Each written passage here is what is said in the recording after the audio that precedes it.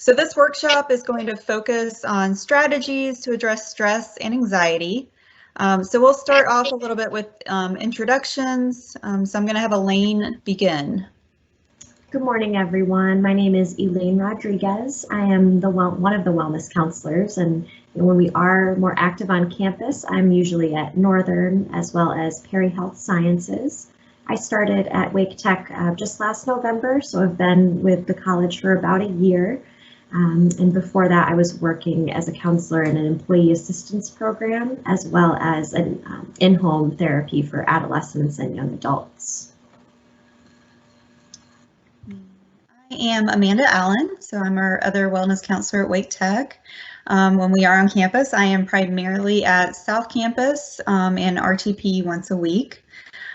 Before coming to Wake Tech last November, I was working at a nonprofit in Raleigh that focused on youth and families in crisis doing community mental health work. I also work PRN at Holly Hill Hospital.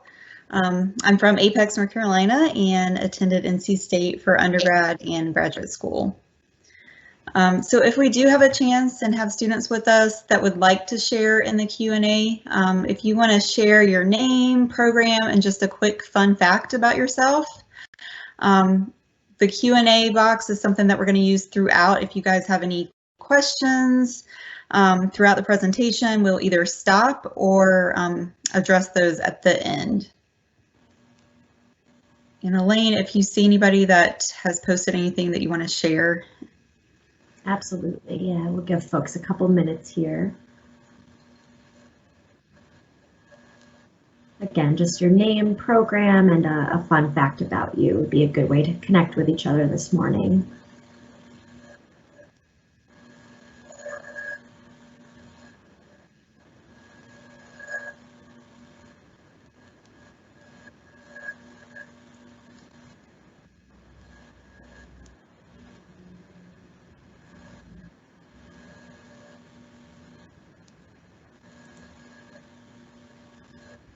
All right, maybe one more minute here if we have any students with us.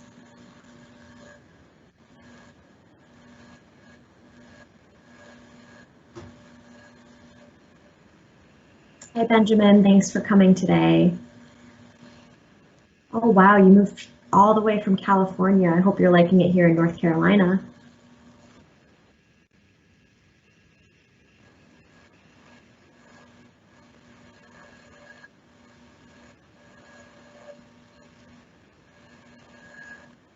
Welcome, Haley and Christina. I like that fun fact, Haley. You love elephants. Me too.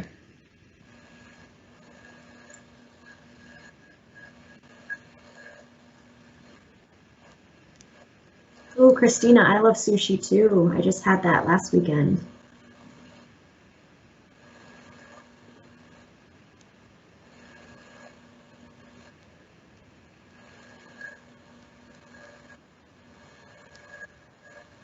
All right, would anyone else like to jump in here?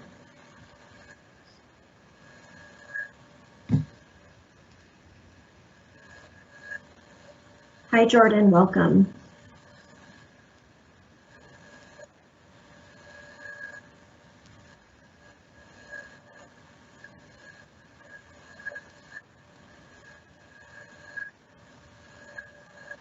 All right, Amanda, I think we can go ahead and get started. Okay.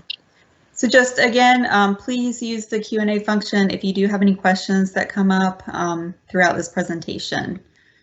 All right, so let's go ahead and get started with what you should know about stress.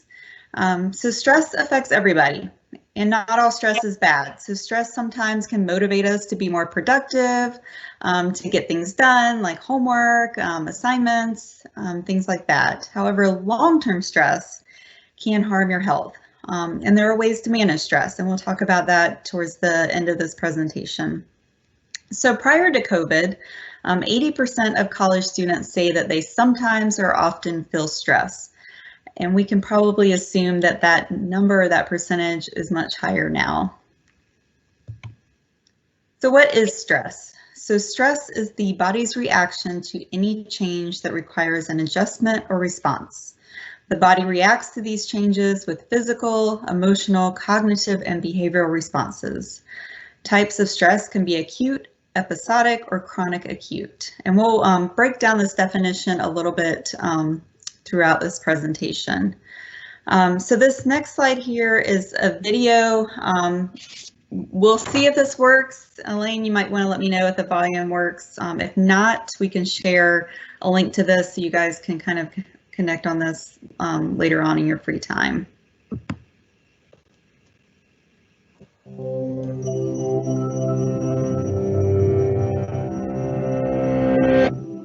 Are you sleeping restlessly, feeling irritable or moody, forgetting little things, and feeling overwhelmed and isolated? Don't worry, we've all been there. You're probably just stressed out. Stress isn't always a bad thing. It can be handy for a burst of extra energy and focus, like when you're playing a competitive sport or have to speak in public. But when it's continuous, the kind most of us face day in and day out, it actually begins to change your brain. Chronic stress, like being overworked or having arguments at home, can affect brain size, its structure, and how it functions, right down to the level of your genes. Stress begins with something called the hypothalamus-pituitary-adrenal axis, a series of interactions between endocrine glands in the brain and on the kidney, which controls your body's reaction to stress. When your brain detects a stressful situation, your HPA axis is instantly activated and releases a hormone called cortisol, which primes your body for instant action. But high levels of cortisol over long periods of time wreak havoc on your brain. For example, chronic stress increases the activity level and number of neural connections in the amygdala, your brain's fear center. And as levels of cortisol rise, electric signals in your hippocampus, the part of the brain associated with learning, memories, and stress control, deteriorate. The hippocampus also inhibits the activity of the HPA axis, so when it weakens, so does your ability to control your stress. That's not all though. Cortisol can literally cause your brain to shrink in size. Too much of it results in the loss of synaptic connections between neurons and the shrinking of your prefrontal cortex, the part of your brain that regulates behaviors like concentration, decision-making, judgment, and social interaction. It also leads to fewer new brain cells being made in the hippocampus. This means chronic stress might make it harder for you to learn and remember things, and also set the stage for more serious mental problems like depression and eventually Alzheimer's disease. The effects of stress may filter right down to your brain's DNA. An experiment showed that the amount of nurturing a mother rat provides its newborn baby plays a part in determining how that baby responds to stress later in life. The pups of nurturing moms turned out less sensitive to stress because their brains developed more cortisol receptors, which stick to cortisol and dampen the stress response. The pups of negligent moms had the opposite outcome, and so became more sensitive to stress throughout life. These are considered epigenetic changes, meaning that they affect which genes are expressed without directly changing the genetic code. And these changes can be reversed if the moms are swapped.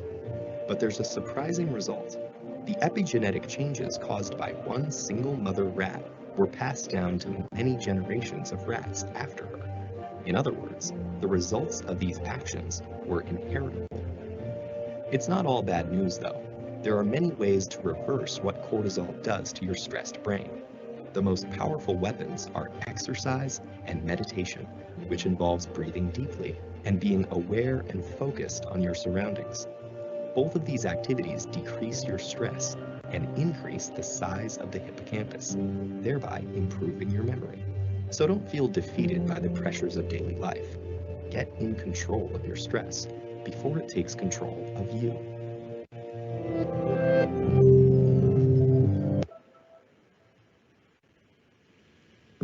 And before you get back in, I wanted to just address Haley's question here in the chat. She's asked, are we also going to talk about how to deal with depression? And I wanted to say, that while this presentation does focus mostly on stress and anxiety, a lot of the techniques that we'll go over later are helpful for depression. And then, of course, stress and anxiety can contribute to worsening depression symptoms as well. So I do think that, some of the techniques we talk about, you will find helpful for that too. And I hope that answers your question. Absolutely. All right, so moving forward, let's discuss some causes of stress for college students. So this is not an exhaustive list, but just some common causes. So as I read through these, think about whether or not you've experienced any of these stressors. So these include academic demands, test anxiety, changes in the living environment, finances, post-graduation plans, relationships. And then we also have added stress of COVID-19. So this includes missing family, friends, fear for other safety, difficulty staying motivated, economic instability, fear of the unknown. I would definitely include in there difficulty staying motivated, like the change to being online, taking online classes. And so as I mentioned in the definition of stress, there are different types of responses to stress. So that includes physical. So this could be headaches, trouble sleeping, clenched teeth, unusual changes in weight, emotional, so impatience, feeling of being overwhelmed, irritability, trouble coping, cognitive, so trouble concentrating, worrying a lot about things, having anxious thoughts or feelings, repetitive or unwanted thoughts, and then behavioral, so changes in sleeping habits, pacing, frequent lying, trouble getting along with others, significant change in school performance. And then finally, continuing to break down that definition of stress, this is just an overview of the types of stress. So we have acute, episodic, and chronic.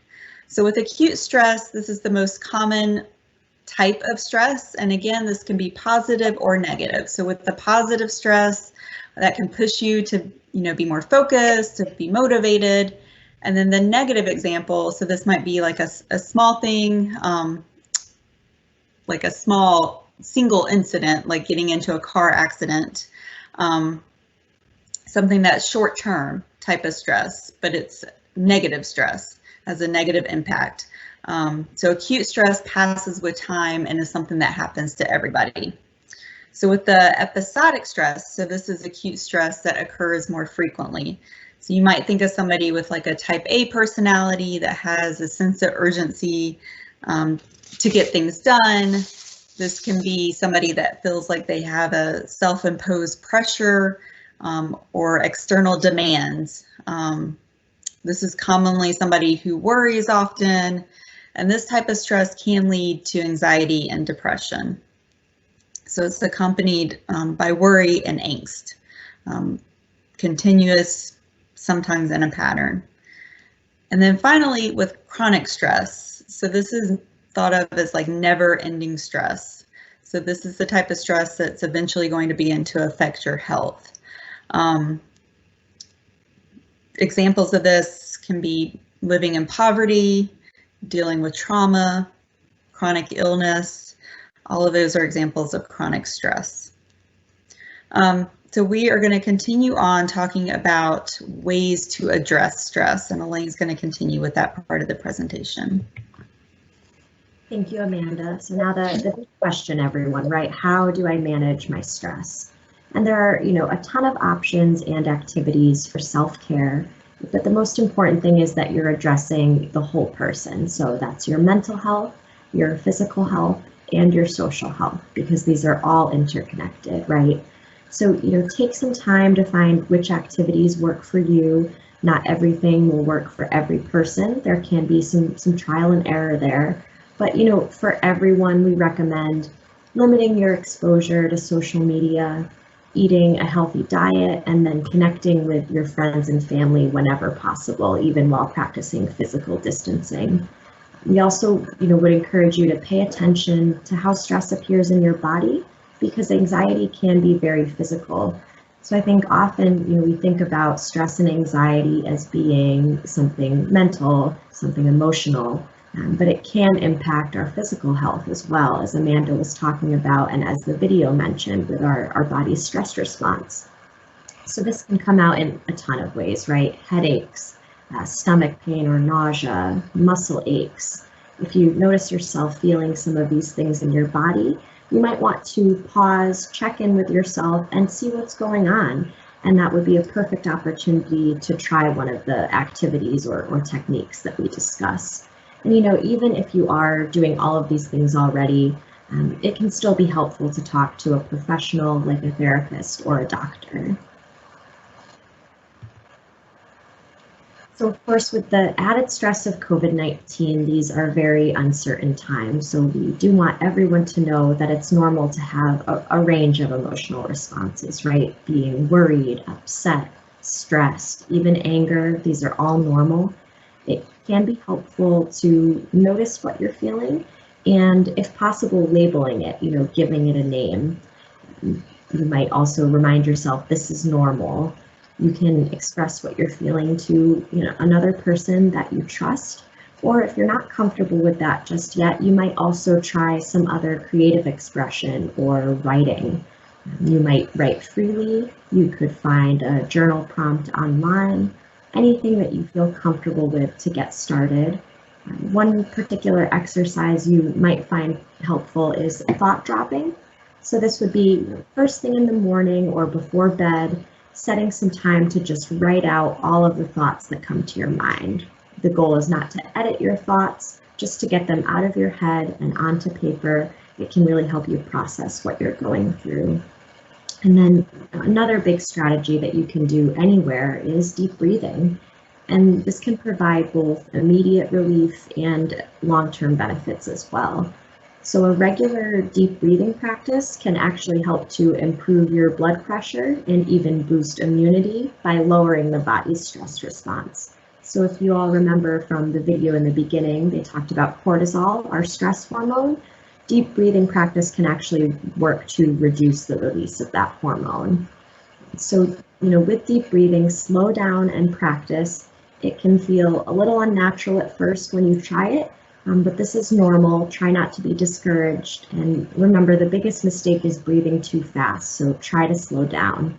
You might find it helpful to breathe to a count.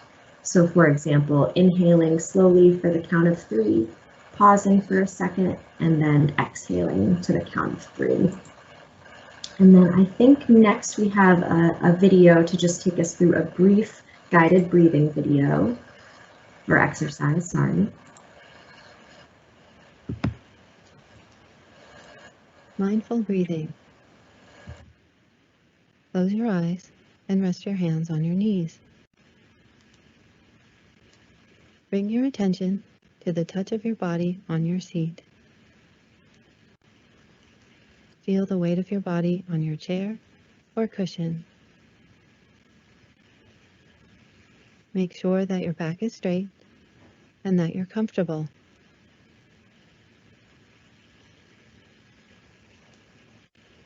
Take a few deep breaths. While you're breathing deeply, relax your shoulders, your stomach muscles, the muscles in your face, your hands, and your legs. Let go of all the tightness in your body.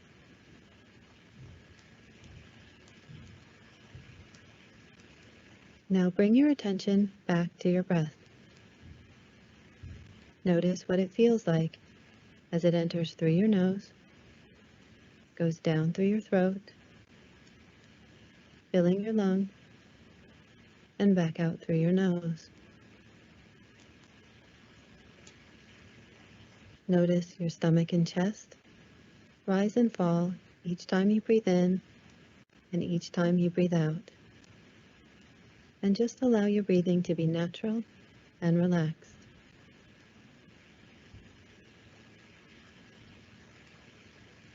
Now bring your attention to the feeling of your breath in your nose. Feel your breath as it comes in and goes out. Just focus on this sensation, paying attention to each time you breathe in and each time you breathe out. As you inhale, maybe your breath feels cool. And as you exhale, maybe it feels a little warmer.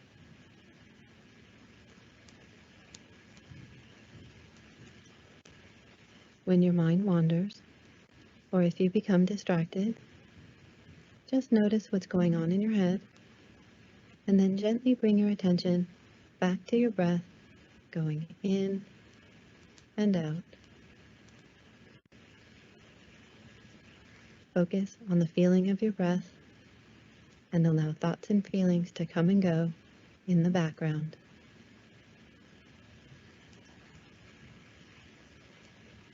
Now gently bring your attention back to the touch of your body on your seat and open your eyes.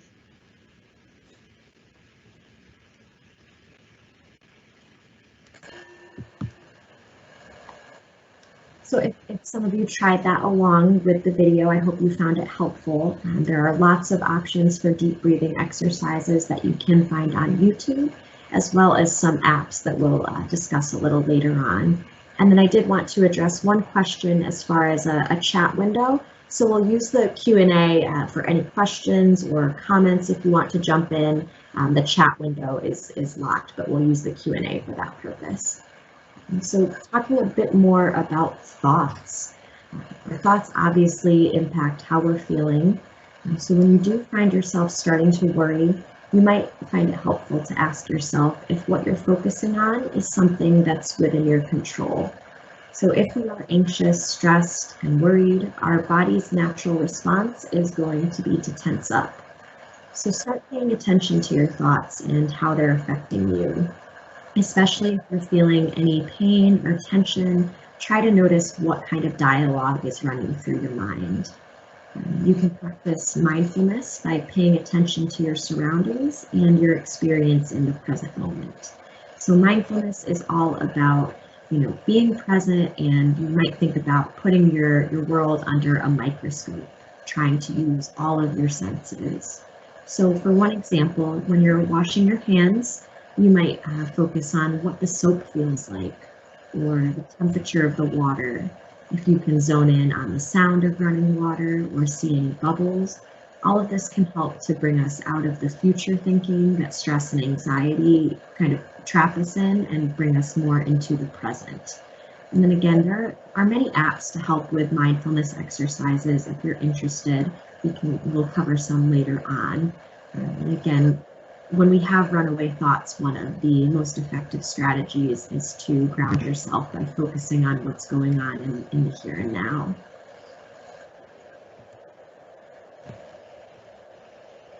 And here we have a video on how mindfulness has impacted folks that have tried it. Before I tried mindfulness, I felt threatened all the time. Really disillusioned with life. Confused, Tired, stressed, frustrated, scattered all over the place. overwhelmed, anxiety over the future, worried. It was kind of taking over my life. I tried mindfulness because I felt stressed out. I was very concerned with the future and what my day was going to look like tomorrow and everything that was happening. My life was always about what happened in the past and what's going to happen in the future. So by doing mindfulness, I live much more in the now. It is just a different approach to life. We all experience difficult challenges in our life, like stress, pain, and depression. Mindfulness can give us resilience to rise above those challenges and live life more fully. Mindfulness is a particular type of meditation where we bring our awareness to the present moment. We can let go of the past, let go of the future, live life more fully, more joyfully. We all are too busy. I think it's a thing that everybody's just so busy all the time right now. You always have something that you have to do, or you're always going towards a certain goal. And mindfulness is just taking a moment to look at your life without any expectations. Take time for yourself rather than getting carried off in all the daily activities that you have. Mindfulness can be practiced by anyone, no matter what your religion, your age or your background. We don't have to wait until we have time to do like a formal sitting meditation to practice mindfulness. We can bring that same mindful awareness to any activity that we're doing through our daily lives. So walking can be a meditation.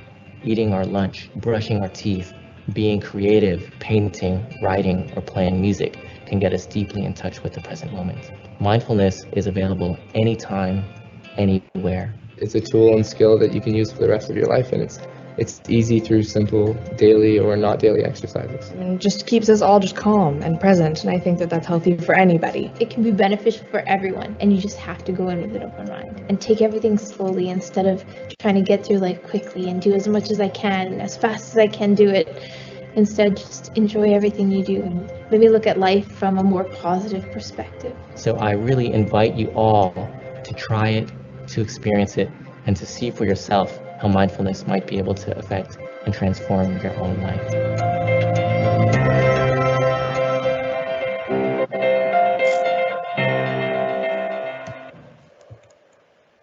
So something I really love about that video is they bring up how mindfulness is something that is accessible anywhere in our daily lives. I think when a lot of people think of the word meditation or mindfulness, you think about sitting down, closing your eyes and clearing your mind. But like they said, even focusing on just the little things throughout the day, the air on your face when you take a walk or the feeling of your feet on the ground. It really is something that I would recommend you give a try. So sorry about that, everyone. It's extremely important to set limits on our social media exposure. Of course, we want to be informed, but we would recommend that everyone take a break and set firm boundaries and limits with yourself. So, for example, you might try checking your social media or the news, for only 10 minutes every couple of hours. And you can even set a timer to keep yourself accountable. If you're constantly inundating yourself with negative news, it's going to impact the way you feel and contribute to stress. And then at the end of the day, us humans are social creatures, right? We need to stay connected with one another, even while practicing physical distancing. So you might do this by setting up regular video calls to check in with your family and friends. You can join an online book club or another club of your interest. You can play games with friends through Zoom or other apps. Meetup.com has a variety of opportunities for both virtual and in-person events based on your interests. So there's a lot of ways to stay engaged. And then when we talk about self-care, we don't want to neglect our basic needs, right? So back to what we need: eat nutritious meals and snacks when you can. Try to get some physical activity, even if it's light stretching or just a quick walk. The idea is that incorporating these small changes, we can build habits that decrease our stress in the long term. If you're looking to get started with some kind of physical activity program, there are some great free resources on YouTube for yoga or other home exercises that don't require any special equipment or space. We also want to talk a little bit about sleep hygiene. It can be important and helpful to try to go to bed and wake up at the same time each day. I know that's very difficult as a student, but it does contribute to our stress when we're running on lack of sleep. You can also try avoiding screens at least 2 hours before bedtime, as the blue light interferes with our sleep cycles. And then most devices will allow you to adjust the light settings so that it doesn't use so much of that blue light. And next, I think we'll talk about some of the apps you can use. There are just a ton of free resources out there. For example, Happify is a science-based self-improvement app. So it has games that are based on research and tools that measure your emotional well-being, so you can track how you're doing over time. It's another great way to kind of practice checking in with yourself, even if it's not journaling. Headspace has guided meditation and mindfulness practices, if that's something you're interested in starting. They have lots of short ones, just 2 to 3 minutes to get started, get in the habit of that practice. And then Colorify, if you're interested in more creative expression, they have adult coloring pages and art games. Insight Timer, as well as I think I said half a file already, but Insight Timer has guided meditation as well, and has some tools to help you get to sleep at night if you do find that stress and worrying is interfering with falling asleep. And again, all of these apps have free versions, so I encourage you to check some of those out.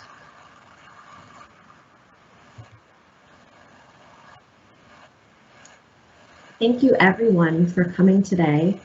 Again, we are grateful to have you here and hope that some of the strategies that we've shared you might find useful or share with a friend. If you ever have any questions, please feel free to email either one of us or the general wellness@waketech.edu email address. As a reminder, we offer free counseling sessions for students. So if you wanted to book an appointment, that is through Bookings. And I can share the link in the chat window a bit later as well. Again, that's free sessions for students. So if you do feel the need to talk to someone, please do reach out. We're here for you. And then we do have a couple of surveys to share. We would greatly appreciate if you all filled this out. It would be very helpful for us to know what kind of presentations you might like to see in the future. In 1 second, I'll share that. While Elaine is sharing that, I do want to mention that we have another upcoming event on Thursday, and that one is going to be on making connections in the virtual world. So if that is something that you feel like has been a struggle for you, or staying connected, working on social relationships, all of that, definitely come to that event. Again, that's going to be on Thursday from 2 to 3. It'll be the same type format. There will be a little more Q&A involved during that session.